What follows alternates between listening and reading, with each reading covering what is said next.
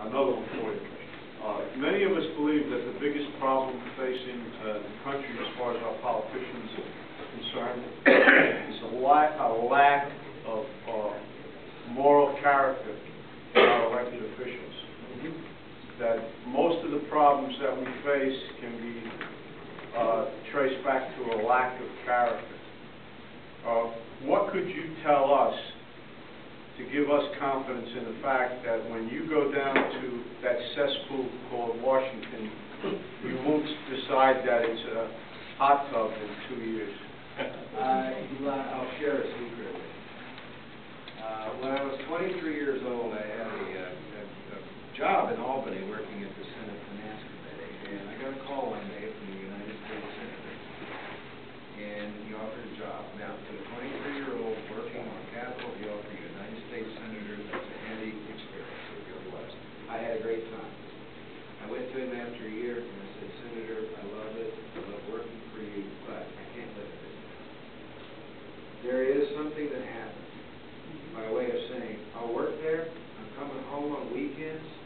I'm going to come back to New York when I'm a senator, because I got to tell you, if you go down there and you spend time there, you begin to hear these words that you can't understand, FOIA, or they talk in the alphabet soup.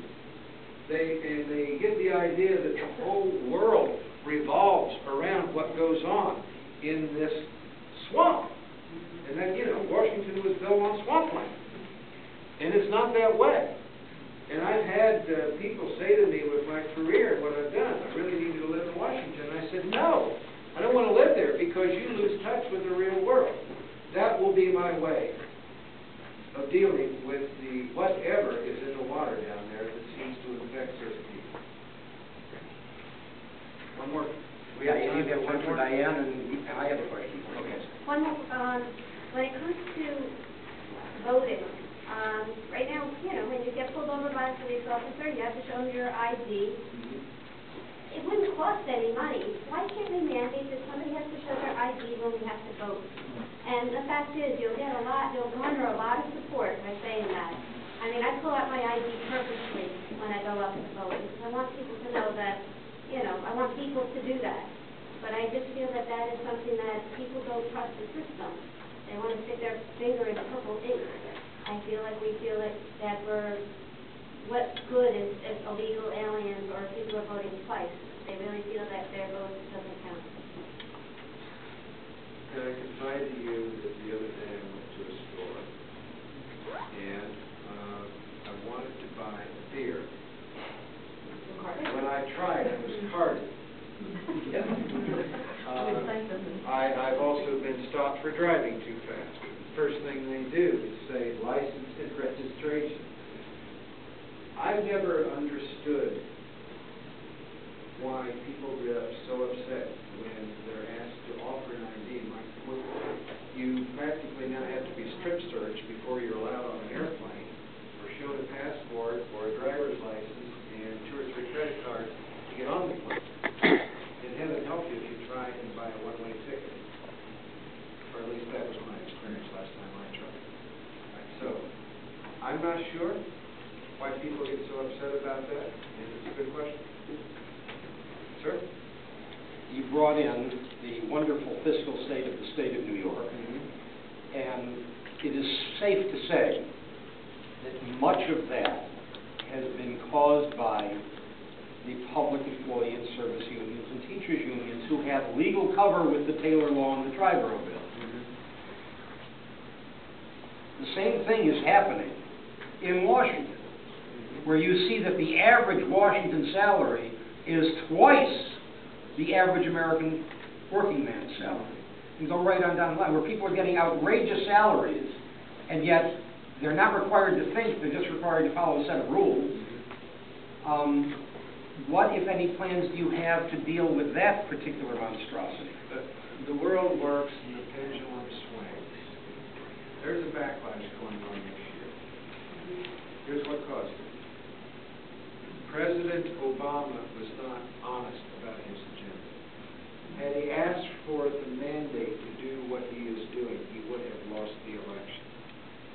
Did he he specifically say during the campaign, I want a cap and tax bill, I want an amnesty bill, I want to socialize medicine, we're going to throw out $1 billion in stimulus spending that doesn't create a single new private sector job? My answer to you is, had he said that, he lost. You are now seeing, it's one of the reasons that you are active in this process, is you say, this wasn't what we bargained for, this isn't what I want for my country, and this is not what I want for my state.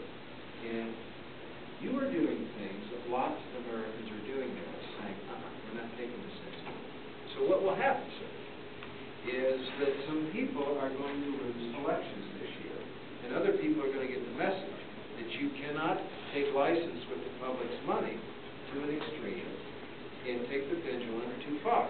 It's just a natural backlash. The wonderful thing is we have this democracy that works. Sometimes. Now, here's the problem with our democracy in New York. There's no such thing as a competitive election anymore. In this most dysfunctional government in the United States, 98% of the incumbents in Albany are routinely reelected. Why is that? It's because these districts are rigged and the outcome is preordained. John McCain said something once that I found to be true. He said, you know, there's more democracy in Russia sometimes than there is in the state of New York. When you rig the districts, they have a preordained outcome.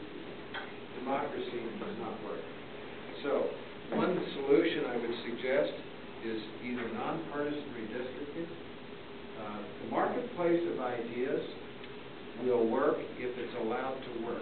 The best ideas I've ever heard about how to fix government percolated from the bottom up, not the top down. If you have these competitive elections and you force candidates to truly compete in the marketplace of ideas, eventually you'll fix this problem. Now, in the short term, this is what's going on in New York. We're out of money, and nobody can pay the bills, and we're seeing the consequences of it. You're seeing teachers laid off, you're seeing workers now furloughed, just because there is no other way to deal with it. You got a dysfunctional legislature that refuses to deal with the problem, and a governor who's out of money. He's now having to do with an axe something that could have easily been tackled 10 years ago with a scalpel.